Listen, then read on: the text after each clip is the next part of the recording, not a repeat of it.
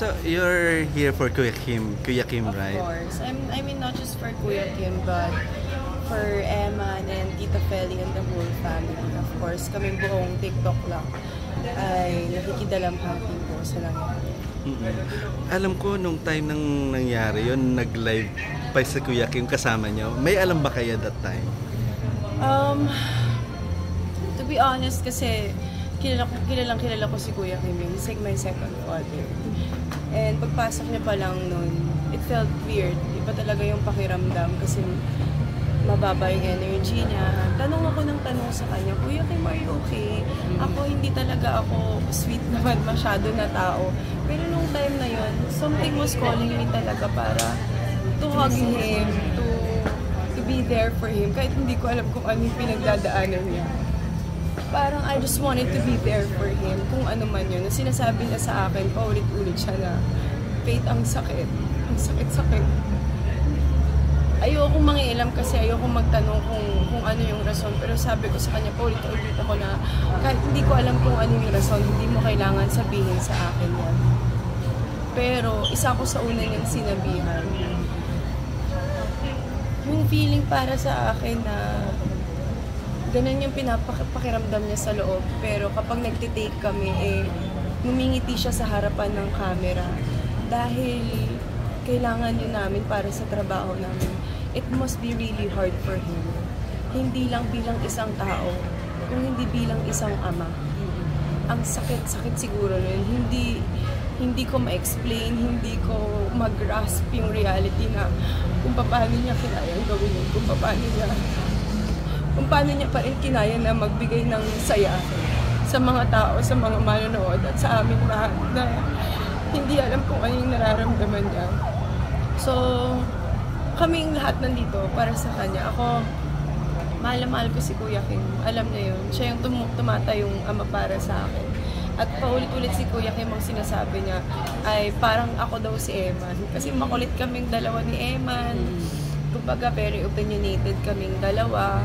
And ang sinasabi na lang namin is sa lahat ng nangyari, yung impact na binigay ni Eman para sa mundong ito ay hindi mapapalitan ng kahit ano man. I hope because of what happened, mas magkaroon tayo ng empathy rather than judgment sa mga tao sa paligid natin, and especially sa social media na maraming tao ang nagtatago sa mga litrato na hindi natin kilala, di ba? Did you met personally si Eman ba? I met her a few times. Brief lang naman masyado yung pag-uusap namin. We're not that close, pero my sympathy goes out to Kuya Kim and Ate Fed. Ano yung nag-impact sa'yo personally nung what happened to her? Ako kasi mahirap kasi she's close to your age. She is close to my age. And ako ang masasabi ko lang siguro, I'm a public figure. And hindi talaga mahirap na hindi ma-absorb lahat ng mga negative comments ng mga bawat isa. Pero dahil sa nangyari, parang mas lalo kong kailangan maging matatag. Kailangan na mas maging firm ako sa sarili ko because the world will never change. Hindi talaga magbabago yung pag-iisip ng mga tao. Pero ang pwede kong baguhin is kung paano ako gagalaw sa mundong to. At kung paano ako hindi magpapaapekto sa kasamaan. Kasi mas nangingibabaw pa rin ang kabutihan kaysa sa kasamaan. At yun yung pangahawakan ko. Dahil yun yung gugustuhin ni Eman na mangyari. Yung mas maging matatag ako, mas maging malakas ako. At maging totoo ako, lalo sa sarili ko. Kilala natin siya, she's very opinionated. Kumbaga, kung sino talaga siya, yun at yun ang makikita nyo sa social media in real life. And isa din siya sa mga inspiration ko eh. Kasi kahit na matapang akong tao, may mga tinatago pa rin ako sa sarili ko. Marami pa rin akong iniisip. Kasi nga, syempre, artista ako. Kailangan kong, I have to act a certain way, use certain words. Pero, dahil sa kanya, mas gugustuhin ko to show up fully as who I am. Kasi hindi man nilang lahat matatanggap yon. Ang importante, basta naiintindihan ko yung sarili ko, magiging okay ako. Faith, how do you take care of your mental health? Siguro yung support system. Kasi kahit naman anong gawin ko, ako, I can be strong para sa sarili ko.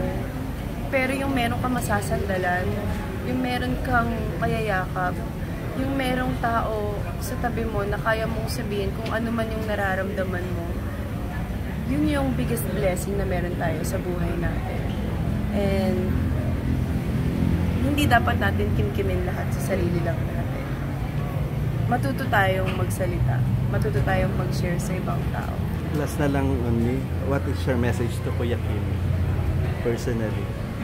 My message to Kuya Kim is to stay strong and know that ang hirap sabihin na everything happens for a reason. Ang hirap niyang sabihin.